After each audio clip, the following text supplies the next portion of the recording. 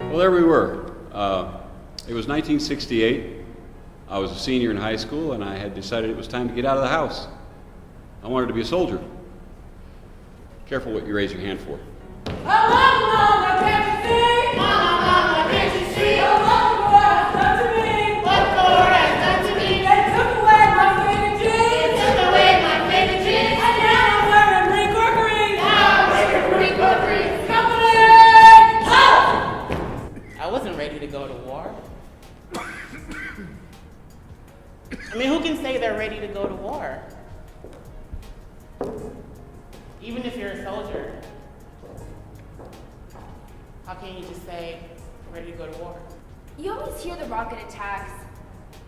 They come in, and, you hear them in the distance, and you duck for cover, and then you wait for the all clear, and then you go about your daily business as you were doing. And this happened quite often, sometimes 10 times a day, sometimes once a day. So it really became like a normal thing, like, oh, it's time to go to the bathroom. Oh, it's another rocket attack.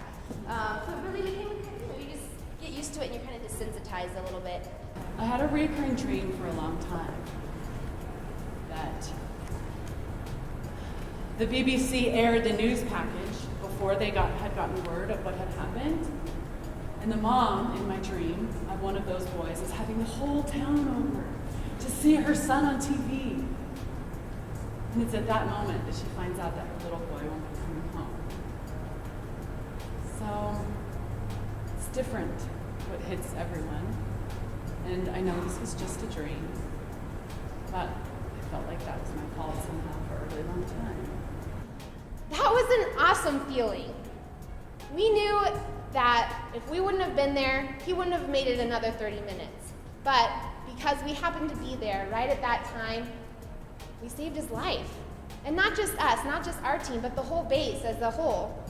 Those men that gave their blood for him, that was life-saving. That was awesome.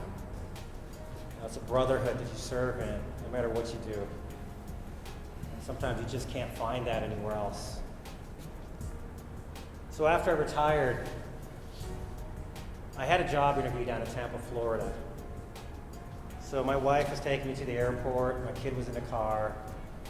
He was 9 years old. And I remember he looked at me as we approached the airport. He started crying, and he said, "Daddy, are you going to war again?"